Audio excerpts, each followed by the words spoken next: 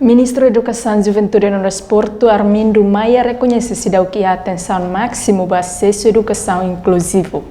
Ministro Educação, Juventude e Desporto Armindo Maia hateteng idane foi lançamento pesquisa contra discriminação acesso à educação ba lesbica, gay, bissexual, transgender, LGBT terça-feira semana ia Hotel Timor Dili. Educação é bem muito, hari banyak diskriminasi. Itu kemana kan saya dan politik educação nós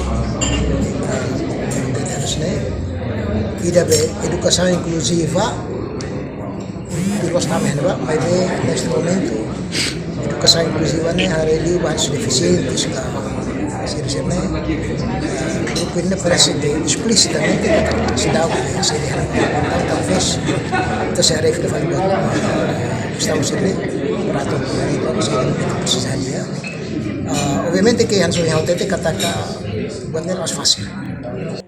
Pesquisa ne halau husi ONG Arco-Íris hodi hatene konaba ONG Timor-Leste facilita acesso à educação para grupo inclusão LGBT. Pesquisadora NGO Arco-Íris Iram Sayed hateteng discriminação para grupo LGBT e Timor-Leste se continua moço.